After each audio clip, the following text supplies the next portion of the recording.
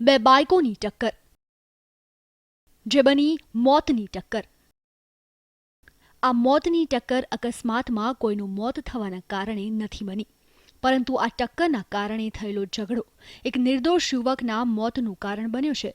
સુરતના કાપોદ્રા ચોક પાસે ટક્કરના કારણે થયેલા ઝઘડામાં દરમિયાનગીરી કરવા પહોંચેલા વ્યક્તિ પર 3 યુવકે ચપ્પુના ઘા ઝીકી પોતાનો રોષ ઠાલવ્યો હતો, જે બાદ ઇજાગ્રસ્ત રત્ન કલાકાર એવા રમેશભાઈએ હોસ્પિટલમાં સારવાર દરમિયાન દમ તોડ્યો છે। પોલીસે આ મામલામાં 3 આરોપીઓને ઝડપી લીધા છે। એમના જે ફેમિલીના સભ્યો અને મિત્રો છે એમની રજૂઆત હતી કે આરોપી વિરુદ્ધમાં કડક કાર્યવાહી થાય, તો આ સંબંધે એમને માહિતગાર કરવામાં આવેલા છે કે 3 આરોપીને ગુનાના કામે અટક કરેલા છે। જે પણ વિટનેસ અત્યારે અમારી પાસે મળ્યા છે એ અંગે કાર્યવાહી કરેલી છે। બાકી જે પણ પુરાવા મેળવવાની કાર્યવાહી છે કાર્યવાહી ચાલુમાં છે અને આરોપી વિરુદ્ધમાં પૂરતા પુરાવા મેળવી અને એના વિરુદ્ધમાં સજા થાય એ પ્રકારના તપાસની કાર્યવાહી ચાલુમાં છે અને આ પ્રકારનો કોઈ બનાવ બને નહીં એના માટે પણ અમારે શું કાર્યવાહી કરીએ છીએ, શું પગલાં લઈએ છીએ એ બાબતે પણ એમને માહિતગાર કરેલા છે।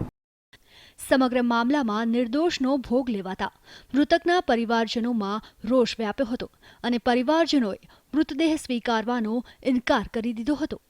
પરિવારજનોએ ઝડપાયેલા આરોપીઓને કડકમાં કડક સજા મળશે તેવી બાહેધરી મળે તો જ મૃતદેહ સ્વીકારવા અંગે જણાવ્યું હતું અને મૃતકના પરિવારજનોએ સ્મીમેર હોસ્પિટલના પટાંગણમાં જ રામધૂન બોલવાની શરૂ કરી દીધી હતી। કારગિલ ચોકથી લઈને અને યોગી ચોક સુધી જે લુખ્ખા તત્વો રખડે છે તે એને જેલ ભેગા કરે। આમ વ્યક્તિ જે બીજા વ્યક્તિઓ છે, આમ વ્યક્તિ મારી ઘરે તો આફતનો પહાડ તૂટી પડ્યો છે, બરાબર, પણ બીજા જે જનતાજનો છે, આમ વ્યક્તિ છે, તેને ઘરની બહાર નીકળવું તો શું કરવું? કેમ કે આવા તત્વો જ્યારે નાજુક વાતોમાં જો જેને તેને છરી મારી દે છે। વરાછા વિસ્તારમાં આ 5 દિવસમાં કેટલા બનાવ થયા છે તે મીડિયા આપે જ છે, પણ અમારું એવું કહેવું છે જ્યાં સુધી સીપી સાહેબ અહીંયા નહીં આવે ત્યાં સુધી અમે બોડી લેવાના નથી અને રામધૂન ચાલુ રાખવાના છે।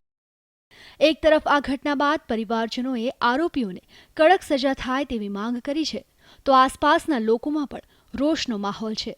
ત્યારે હવે આરોપીઓ સામે પોલીસ શું પગલાં ભરે છે તે જોવું રહ્યું। ચેતન પટેલ, ETV ન્યૂઝ, સુરત।